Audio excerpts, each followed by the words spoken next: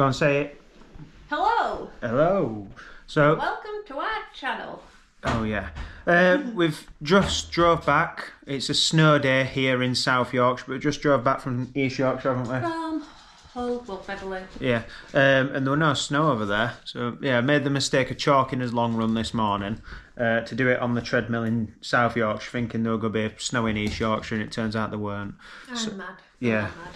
She weren't mad. I think she wants to run a treadmill today, actually. I think I'll enjoy. I think once I've done it once, do you know, this forces me to do it. I think in the future it'll then mean, rather than in my head going, oh, it's snowy, I'm not running, I'll go, oh, it's snowy, I'll go to the gym. Do you know, because I'm the type of person that, like, once you've done something once with someone, it makes it easier to do it on your own. Yeah. Anyway, when you first start YouTube, they tell you to use an opening strapline to keep the viewers engaged, and we're a minute in and I've not told you exactly what this YouTube video is about. So today we're going to talk about Strava and whether you should be deleting or keeping your Strava. It's New Year, New Me. Everyone puts it on YouTube or Facebook or Instagram or whatever that they're coming off social media, and whether actually having Strava is actually good for you in the long run.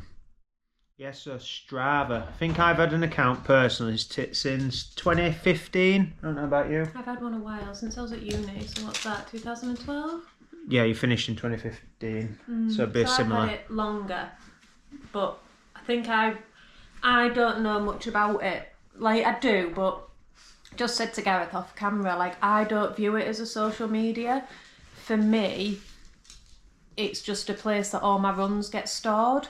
Where Gareth definitely has a lot more interaction on his Strava, don't you, than I. Like, I still just view it as the training platform it is, whereas Gareth definitely knows a lot more ins and outs of it and uses it as a form of social media, don't you? Yeah, so my Strava personally, I've had it, like I've just said, since about 2014-15. I use it to document like all my runs, and Naomi's just going to move or sort one of the dogs out in the kitchen. So yeah, I use it to store and document and log all like my runs and stuff on there, because it's been like the only consistent sports platform that I've had. Yeah, previously coming from a Nike running watch into the world of Garmin, there's got that, what's it called? That database of where everything on my running has ever been or ever will be. Couldn't bulk download the stuff off Nike at the time, but yeah, it is all on Strava, so it's all there, like my running history, including my streak of running every day since the 30th of November 2015. Bessie and Piper's first ever runs are on Strava as well. Like, that's something I cherish. Helps you remember not only dates for your PBs that we've ran personally, you know, the races we've ran, we can look back on stats for that, but like the first time Bessie ever went for a run, probably only about 400 metres, half a mile.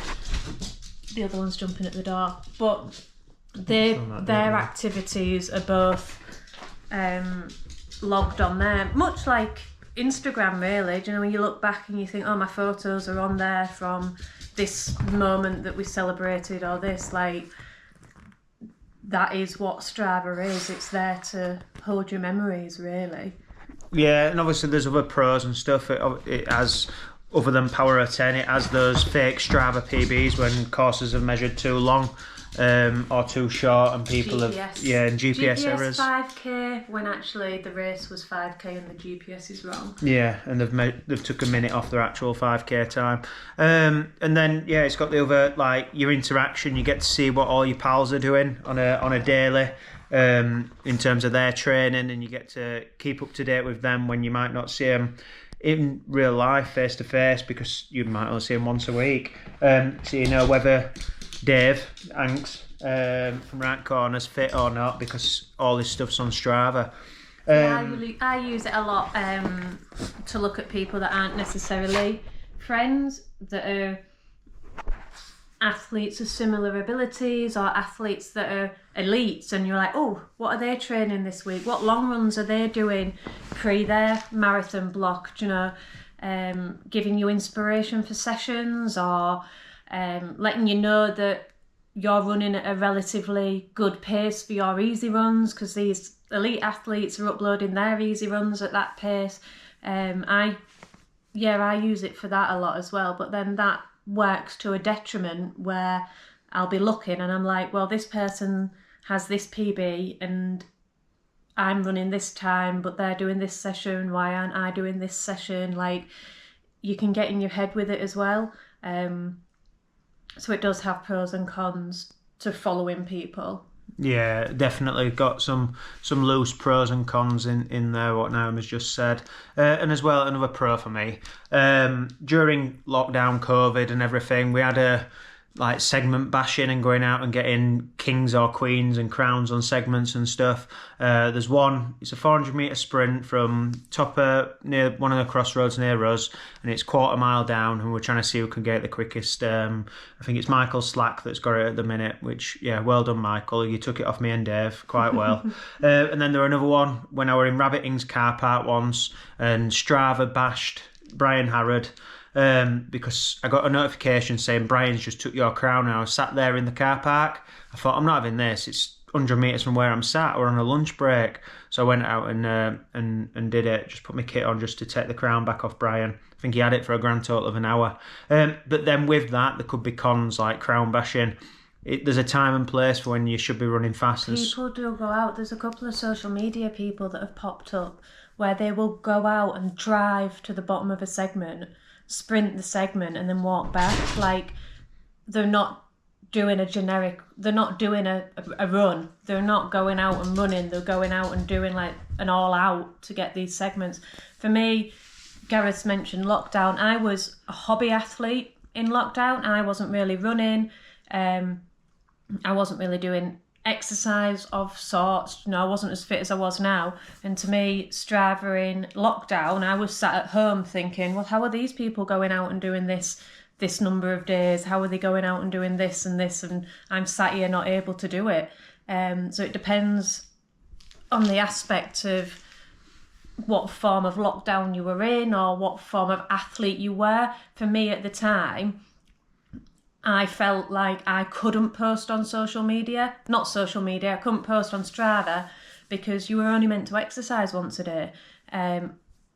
So again, that's another pro and con, is you feel watched, and people do feel watched, and some athletes will only put on half the stuff that they're doing because they don't want to give away their times or splits or let the competition know or their how secret doing. Sessions that they're doing as well. The other thing Gareth mentioned is, as we've got bigger on social media, is you've turned off your start and finish on Strava.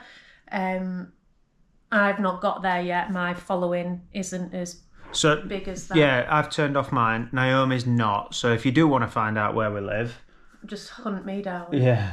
I shouldn't have told you all shouldn't that. Have told you that. I'll make her turn it off after this video. But Okay. yeah, you can change your privacy settings so that people, like Strava put in a few years ago, might have been last year to be fair, where people It's been a while. Yeah, people can direct message you on Strava as well, which yeah. I personally aren't a fan of. Just like people, yeah, if you'd want to drop me a message on Strava, drop me a message, that's fine. But it sort of narrows that and makes it a little bit more vague. And definitely as a female, As to whether it's a social media, yeah. Go on. And as a female, on the topic of like having your start and finish locations, something I very much think about is what route do I do?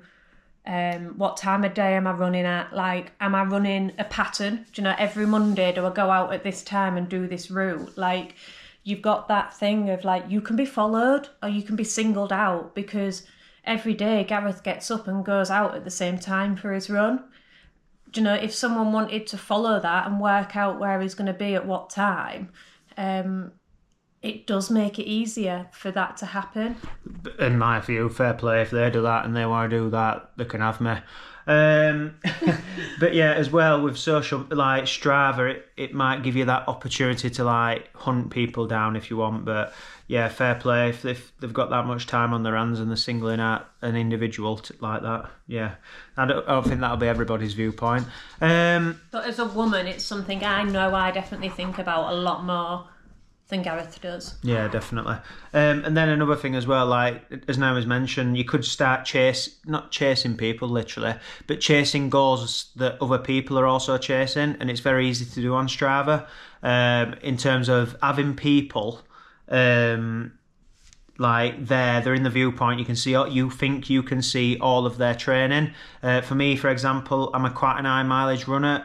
I've had an Achilles issue and I've still done mileage, and that is me as a person. That's how I respond. That's how I train better, and I've done it for about 12 years now. But what people don't see is that you've stopped walking to work and you've stopped doing all these other activities.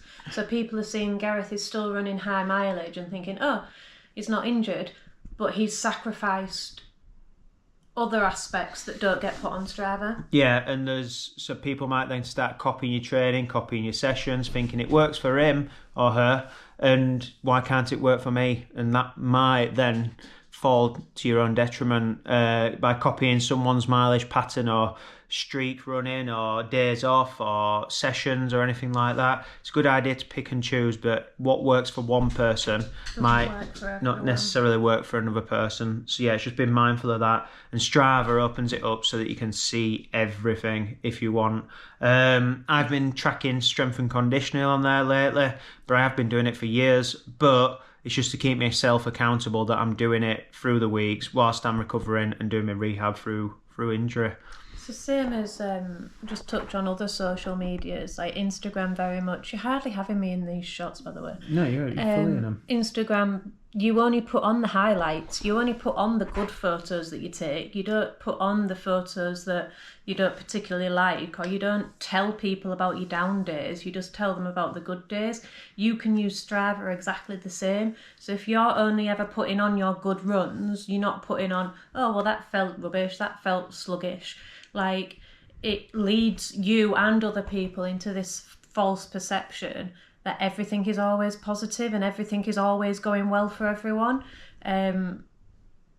So every pinch of salt, isn't it? It's another one of those. We've said a lot of negatives here, but yeah. Yeah, but Strava itself, for me personally, it's got a lot of positives. We wouldn't be getting rid of it. Yeah, I won't be getting rid of it. Naomi probably won't, but she will be hiding her privacy settings.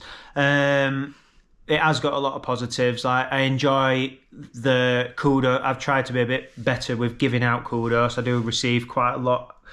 I'm a receiver, not a giver. Apparently, that's not a good thing, is it? So yeah, there is a Strava year in review, and I got like 100,000 kudos in a year, but only gave out 200. So I've been trying. And the ones I've forced him to give out to me. Yeah, I've been trying to be a bit better at giving out kudos. I like the maps. I use the heat maps a lot to find new, especially when I was new to Barnsley. Because Gareth's like, let's go for a run, and then he'll run off at his speed and leave me lagging behind. So the heat maps, I found them really useful. Other stuff that I now do is, can you put sessions in there? Can you build sessions on it? Or is that no, just so building, yeah, just Garmin for building sessions, but building routes as well. So like Naomi just mentioned, using heat maps to see where people have run. They've just put a setting on where you can look at night run, so where people run at the night time as well, so you know that it's lit and safer area. I like seeing the graph in terms of like weekly mileage and picking up the training log and stuff. You can put goals in as well. So when I know how many miles I want to hit in that week, say 60 miles, I put in 60 miles, so it tells you how much you've got remaining. I don't know if that's new, but that's new to me. It's new to Naomi, but just a disclaimer, these are all like Strava premium features as well that you have to pay for. I've been lucky enough that, well, I say lucky enough, I've paid for it a couple of years, but I think paid for mine as well. Strava forgot a couple of years as well, so don't tell them. But yeah, I got a free bit, or it came out of an account that I just didn't keep track Was it of. like an Amazon if you subscribe to something else, you got free this? Can't remember. Adidas do an app that if you log your mileage, they give you a free subscription. Yeah, I've used the Adidas running app. So if you log your mileage, ping it from your Garmin, you get a free subscription to MyFitnessPal, and there's an app called Ouchie. Oh. which I've not shown Naomi this yet. I'm going to show her after. But how she analyses your running form and your biomechanics, and it takes a little video, but it's quite cool actually. It says, although I don't trust it, 'cause it says that I'm perfect at the minute, and I'm definitely Gareth's not perfect. I mean, yes, you are, sweetheart. Thank you. I'm definitely not 100% running perfect at the minute. It says that all my form's fantastic. So yeah, that's yet to be tested fully, but yeah, that's quite a good app that I've seen that you get free through Adidas Running as well.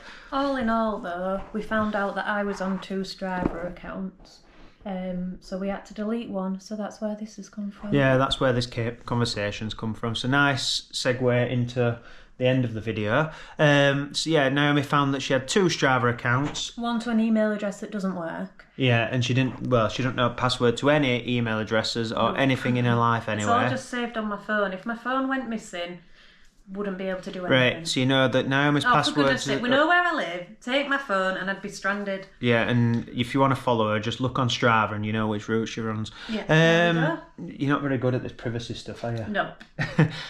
So yeah, that's our conversation in terms of Strava. We won't be deleting it. We'll let you make your decision for yourselves. We have recently seen a professional athlete that's come off social media completely.